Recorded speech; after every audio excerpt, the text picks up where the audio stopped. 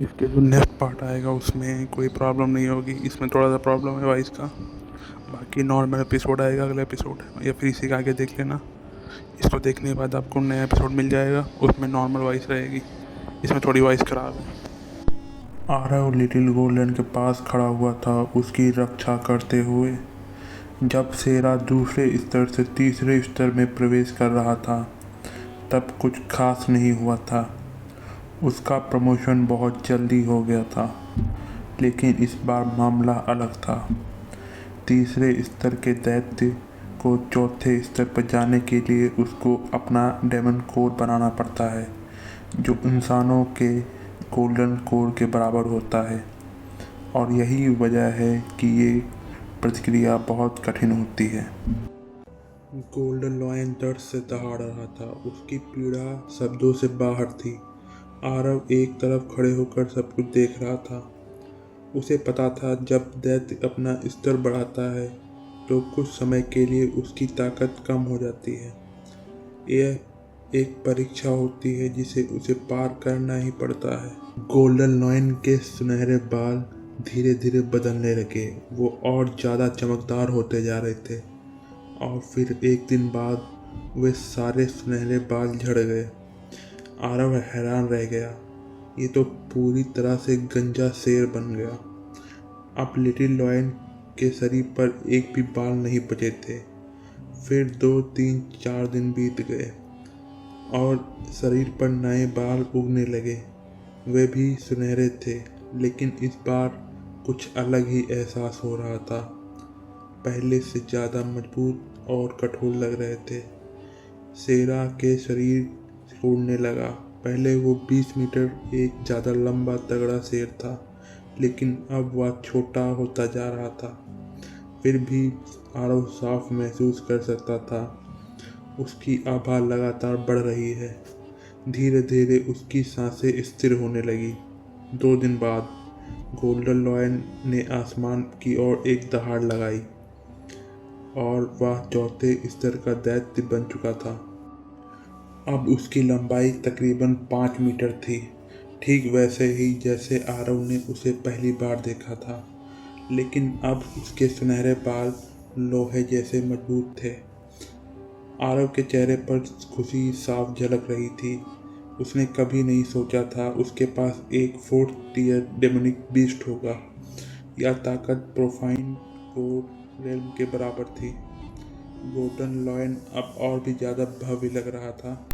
Golden lion अब ऐसा दिख रहा था मानो उसके अंदर बहुत सारी शक्ति हो और वह जानवरों का राजा बन गया हो। लेकिन जैसे ही उसने आरव को देखा, उसकी आंखें नरम पड़ गई और उसकी गुर्राहट के साथ उसके पास दौड़ा चला आया और उसे चाटने लगा। उसकी विशाल जीभ आरव के चेहरे पर घूमने लगी। दूर हट, लार टपका रहा है, आरव ने डांटा। मैंने जानबूझकर नहीं किया। आरव चौंक गया। गोल्डन लॉयन सच में बोल रहा है? शेरा भी हैरान रह गया। उसने अपने होंठ चबाए। क्या मैं ह्यूमन भाषा बोल सकता हूँ? वह बहुत खुश हो गया। आरव मुस्कुराया। अच्छा है, तू गूंगा नहीं रहा। हर वक्त चिल्लाना बंद कर। गोल्डन लॉयन की आवाज़ एक युवा आदमी जैसी थी, लेकिन भारी। आरव ने हाथ हिलाया। उसके चेहरे पर खुशी साफ थी। अब उसका दैत्य भी बात कर सकता था। शेरा भी बहुत खुश था। चौथे स्तर तक पहुंचना और बोल पाना दोनों ही बहुत बड़ी बात थी। सीक्रेट रिल्म के दैत्य कभी इंसानों के संपर्क में नहीं आए थे, इसलिए चौथे स्तर पर पहुंचने के बाद भी बोल नहीं पाते थे। लेकिन शेरा अलग था। वह आरव के साथ बहुत लंबे समय तक रहा था, इसलिए बोल पाना स्वाभाविक था। चल अब अपनी स्पीड दिखा। आरव उसके पीठ पर बैठ गया।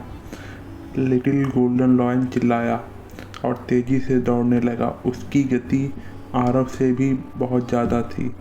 आरव ने गहरी सांस ली। अब मुझे कल्टीवेशन के लिए जगह ढूंढनी होगी। शायद मैं प्रोफाउंड को रेल में पहुंच जाऊं।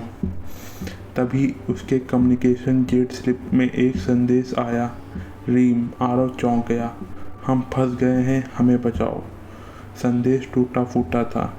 आरव तुरंत समझ गया क्या हुआ है। तुम लोग कहाँ हो? कुछ देर बाद रीम ने अपनी लोकेशन भेज दी। हम एक बड़े मकबरे के अंदर फंस गए हैं। सिग्नल बहुत कमज़ोर था।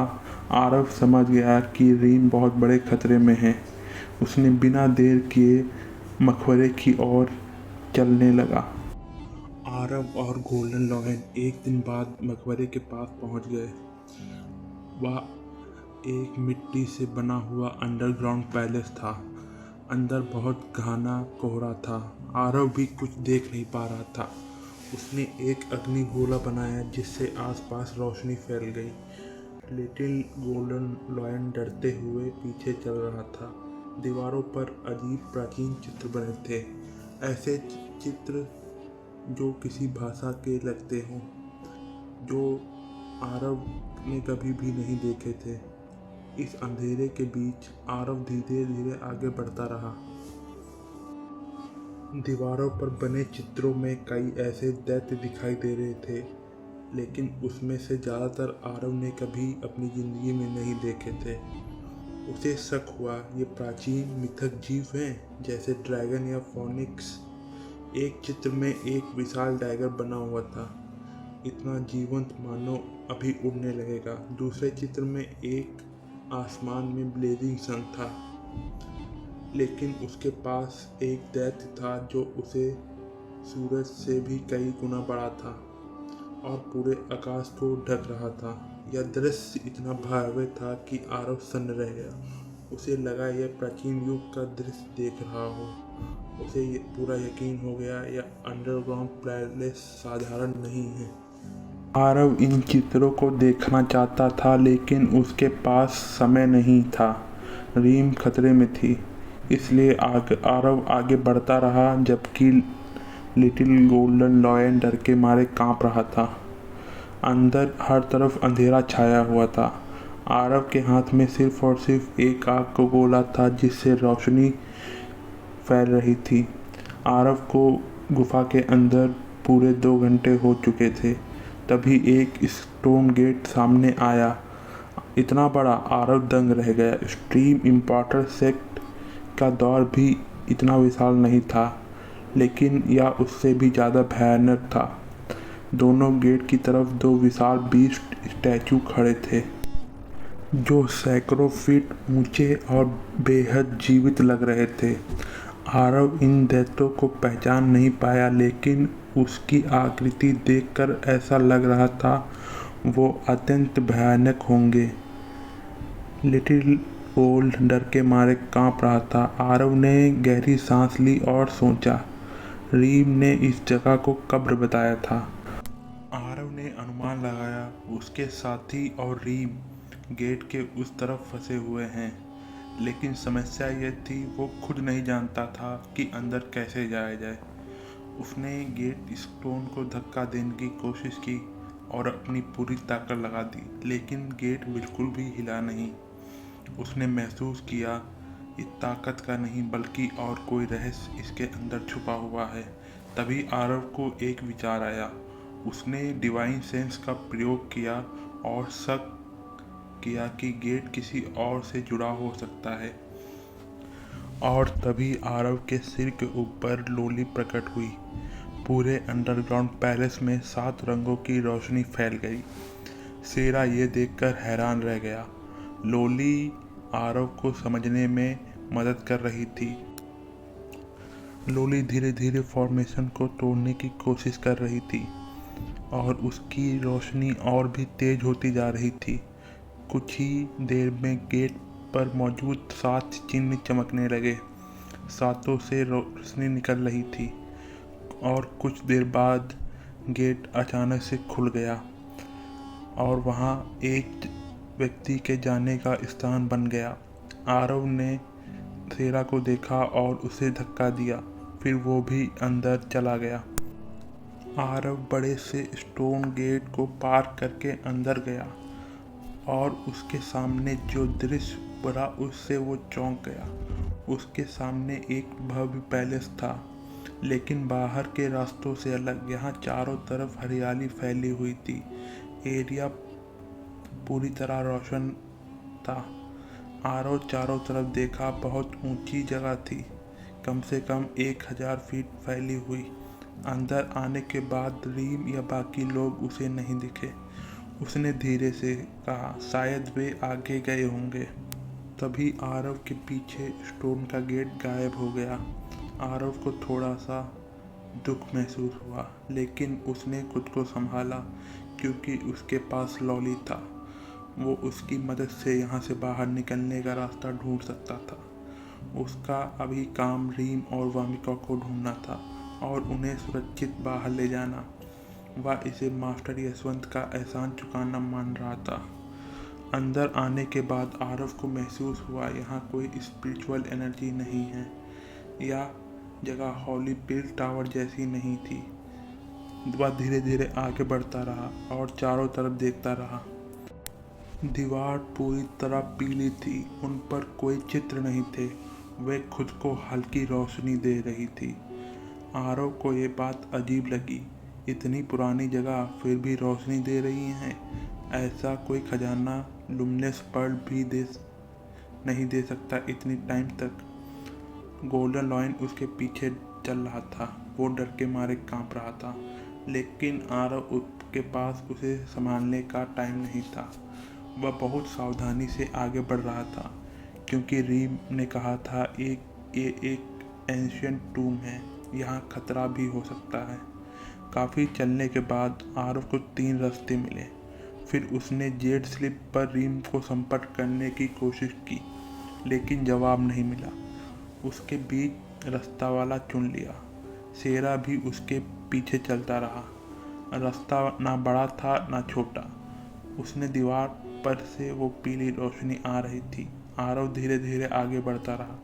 करीब आधे घंटे बाद वो अचानक रुक गया।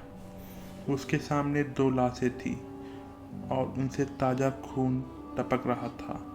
उनकी मौत लगभग अभी हुई थी। आरव के पास इतना समय नहीं था, लेकिन आरव को उनके कपड़ों से उनकी पहचान का पता चल गया। वह लोग ट्रेजर पेविलियन के लोग थे।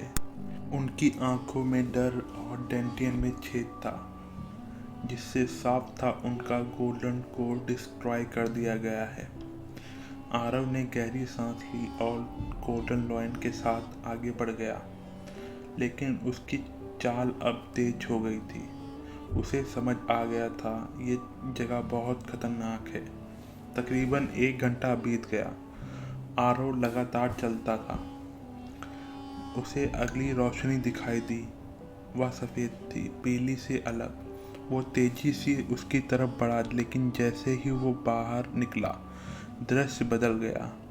ये जगह छोटे संसार जैसी थी। आसमान में सफ़ेद बादल, सूरज चमकता हुआ, ज़मीन पर तरह तरह के पौधे, और यहाँ सबसे बड़ी बात, चारों तरफ स्पिरिचुअल एनर्जी फैली हुई थी। आरव को यकीन नहीं हो रहा था कि ये जगह टूम के अंदर हो सकती है। ये जगह मानो स्वर्ग जैसी लग रही थी, लेकिन यही बात इसे और भी ज़्यादा डरावना बना रही थी। आरव शेरा आगे बढ़े।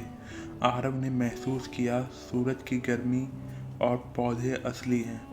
उड़ने की कोशिश की, लेकिन वो उड़ नहीं पाया।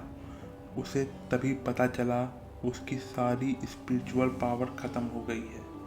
उसने कल्टीवेशन टेक्निक चलाने की कोशिश की, लेकिन कुछ नहीं हुआ। वो एक नॉर्मल इंसान बन चुका था। उसने शेरा से पूछा, लेकिन शेरा की भी पावर गायब हो चुकी थी। आरव का चेहरा गंभीर हो गया। यह अजीब जगह में पावर ख़त्म होना बहुत खतरनाक हो सकता था। आरव ने चारों तरफ देखा और महसूस किया कि यहाँ के पौधे सीक्रेट रेल्म जैसे नहीं थे, बल्कि जयपुर प्रीफेक्चर जैसे लग रहे थे। उसके पास जाने का सोचा, लेकिन जैसे ही वो मुड़ा, उसने देखा जहाँ से वो आया था वो रास्ता गायब हो चुका है। अब उसके पास आगे बढ़ने के अलावा कोई ऑप्शन नहीं था। उसने आंख बंद की और स्टार चार्ट से कनेक्ट करने की कोशिश की, लेकिन स्पिरिचुअल पावर ना होने की वजह से वो नहीं कर पाया कनेक्ट। फिर भी उसने एनलाइटमेंट सीड और लोली को महसूस करने की कोशिश की, क्योंकि वो दोनों उससे जुड़े हुए थे, इसलिए बिना स्पिरिचुअल पावर के भी उन्हें महसूस कर सकता था। दोनों ने रिस्पॉन्स दिया। आरव को थोड़ी राहत मिली। अब उसके अंदर थोड़ी उम्मीद जग गई। उसने सेरा से कहा, आगे बढ़ते हैं, क्योंकि वापस जाने का कोई रास्ता नहीं था। आरव उसकी पीठ पर बैठ गया, क्योंकि इस हालत में वही सबसे अच्छा सहारा था। उसकी स्पिरिचुअल पावर ख़त्म हो चुकी थी, लेकिन शरीर अभी बहुत पावरफुल था और गोल्डन लॉयन अभी भी बहुत ताकतवर था। आरव ने स्टोरेज बैग खोलने की कोशिश की, लेकिन बिना स्पिरिचुअल पावर से वो उसे खोल नहीं पाया। अब उसे समझ आया, ये जगह बहुत अजीब थी। यहाँ सिर्फ पौधे थे, कोई भी जीवित प्राणी नहीं था। यहाँ तक एक छोटा कीड़ा भी नहीं दिख रहा था। वे आगे बढ़ते रहे। चारों तरफ रंग बिरंगे फूल पौधे थे। ये जगह इतनी सुंदर थी, उतनी ही रहस्यमय भी। आरव सोचने लगा, आखिर इस जगह में क्या छुपा है। आधा दिन बीत गया, लेकिन सूरज वहीं था, बिल्कुल भी हिला नहीं। आरव को भूख लगने लगी और गोल्डन लॉयन भी पहले से थक चुका था। सेरा ने कहा, भूख लगी है।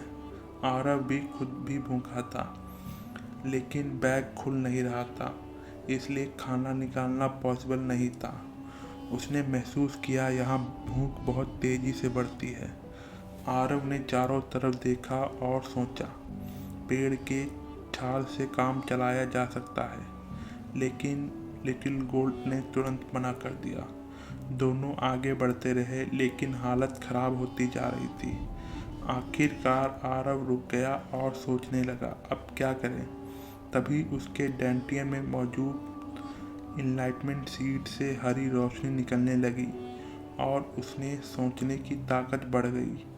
अचानक से आरव को एक आइडिया आया। उसे समझ आया, भले ही उसके पास स्पिरिचुअल पावर नहीं है, लेकिन एनलाइटमेंट सीड और लोली अभी भी एक्टिव हैं। उसने मन में सोचा और तुरंत उसके शरीर से बाहर आ गए। आरव ने एक स्टोरेज बैग निकाला जिसमें ड्राई मीट रखा था और एनलाइटमेंट सीड उस बैग के पास गया और उसे खोल दिया। अंदर से भुने मांस की खुशबू आने लगी। ये देखकर आरव बेहद खुश हो गया। उसने सेरा को दिया। आखिरकार कुछ खाने को मिल गया था। सेरा भी सूखे मांस पर टूट पड़ा, बिना हिचकिचाए खाने लगा। आरव ने राहत की सांस ली और एनलाइटमेंट सीड को वापस अपने बैग के अंदर रख लिया। कम से कम अब भूख से नहीं मरेंगे। लेकिन दिक्कत ये थी, सूखा मांस के अलावा बाकी सब डीमन बीस्ट का मांस था। आरव ने सोचा, आखिर मजबूरी हुई तो कच्चा मांस भी खाना पड़ेगा। अभी सोचने का समय नहीं था। वह भी सेरा के साथ खाने लगा। कुछ देर बाद आरव और सेरा दोनों का पेट भर चुका था। आरव ने देखा, अभी करीब 100 पाउंड सूखा मांस बचा हुआ है। उसने एनलाइटमेंट सीड को बुलाया और बाकी वापस स्टोरेज बैग में रखवा दिया। उसने तय किया, सूखे मांस को वह खुद खाएगा, बाकी सेरा को दे देगा। सेरा एक दैत्य था, इसलिए कच्चा मांस खाने में उसे कोई समस्या नहीं थी। जैसे भी हो, उसके लिए वो फायदेमंद था। आसमान में सूरज अभी भी वहीं पर मौजूद था, बिल्कुल भी हिला नहीं था। आरव ने ऊपर देखा और सोचा, यह जगह सच में बहुत अजीब है। रोशनी असली लग रही है, लेकिन फिर भी कुछ गड़बड़ी थी। उसने ज़्यादा सोचना छोड़ दिया और आगे बढ़ने का फैसला किया। रीम और बाकी लोगों को ढूंढना था और उन्हें बाहर निकलने का रास्ता भी। आरव चलते चलते शक हुआ, शायद रीम और बाकी लोग इसलिए नहीं संपर्क कर पा रहे हैं क्योंकि उनकी स्पिरिचुअल पावर ख़त्म हो गई है। तकरीबन आधा घंटा चलने के बाद आरव और शेरा दोनों प्यास लगने लगी। आरव ने लोली को बुलाया और स्टोरेज बैग खुलवाया। उसमें से मिट्टी का घड़ा निकाला जिसमें स्पिरिचुअल रिंग वाटर था। आरव ने पिया, फिर शेरा को भी दिया। लेकिन जैसे ही आरव ने उसे पिया, उसको महसूस हुआ कि उसके अंदर स्पिरिचुअल एनर्जी फैल रही है और उसकी शक्ति धीरे धीरे वापस आ रही है। कुछ समय बाद आरव की कुछ स्पिरिचुअल पावर वापस आ गई और उसने तुरंत स्टोरेज बैग खोलने की कोशिश की और वह इस बार खोलने में सफल हो गया। अब उसे यकीन हो गया उसकी पावर थोड़ी वापस आ गई है। उसने सोचा शायद स्टोन गेट के अंदर आते ही उसकी शक्ति सील हो गई थी, लेकिन अब दूसरे तरीके से वापस पाया जा सकता है। आरव ने एक स्टोरेज बैग से लेवल 4 डेमनिक बीस्ट का ताज़ा मांस निकाला। एक टुकड़ा शेरा को दे दिया और खुद के लिए पकाने लगा। उसकी स्पिरिचुअल एनर्जी अभी बहुत कम थी, इसलिए उसकी गति बहुत धीमी थी और मांस पकाने में काफ़ी समय लग रहा था। अब जब वह मांस खाया तो उसमें मौजूद एनर्जी भी उसके शरीर में फैल गई। अब आरव पूरी तरह समझ गया कि ये हवा भी एनर्जी होती है और बिना पावर के उसे अब्जॉर्ब किया जा सकता है, लेकिन डेवनिक मांस और स्प्रिंग वाटर उसकी शक्ति वापस ला सकते हैं। उसने राहत की सांस ली और सोचा, अगर कोई यहाँ पहली बार आए तो आसानी से फंस सकता है, क्योंकि कल्टीवेटर अपनी चीज़ें स्टोरेज बैग में रखते हैं और बिना स्पिरिचुअल पावर के उसे खोलना असंभव है। लेकिन आरव के पास सीट और लोली थे, इसलिए वो इसी हालत से निकल पाने में सफल हो गया। उसने महसूस किया उसकी शक्ति अभी बहुत कम है, लेकिन अभी के लिए इतना ही काफ़ी है। उसने आंखें बंद की और पाया उसकी आत्मा स्टार चार्ट में भी जा सकती है। आरव ने शेरा को आगे बढ़ने को कहा। शेरा की स्पीड पहले से तेज थी, उसकी पावर भी थोड़ी वापस आ गई थी। करीब 2 घंटे बाद आरव अचानक सतर्क हो गया। उसने शेरा से कहा, जल्दी आगे बढ़ो, क्योंकि उसने आगे कुछ लोगों को ज़मीन पर पड़े हुए देखा। जैसे ही वह पास पहुंचा, आरव ने पहचान लिया ये रीम, वामिका और बाकी लोग थे। सब बेहोश पड़े थे, उनके चेहरे पीले थे, होंठ सूखे हुए। आरव ने चेक किया और समझ गया ये लोग भूख और प्यास की वजह से बेहोश हुए हैं। उसने तुरंत स्टोरेज बैग से पानी निकाला, रीम और वामिका को पिलाया। थोड़ी देर बाद दोनों को होश आने लगा। रीम ने कमज़ोर आवाज़ में आरव का नाम लिया और वामिका उसे देखकर हैरान रह गई। आरव ने उन्हें पानी दिया और तुरंत उन लोगों ने पी लिया। फिर उसने ड्राई मीट दिया। उनकी आंखों में चमक थी, वे बिना पूछे खाने लगे। आरव ने बाकी लोगों को भी पानी दिया और खाना दिया। कुछ देर बाद धीरे धीरे सबको होश आने लगा। थोड़ी देर बाद रीम और वामिका की हालत काफ़ी बेहतर हो गई। आरव ने वामिका को धन्यवाद ना कहने के लिए कहा। रीम भी बहुत खुश थी, वह सच में उसकी मदद के लिए आया था। आरव ने हल्की मुस्कान के साथ कहा, धन्यवाद देने की ज़रूरत नहीं। लेकिन उसने पूछा, आखिर ये जगह है क्या और यहाँ स्पिरिचुअल एनर्जी सील क्यों हो जाती है?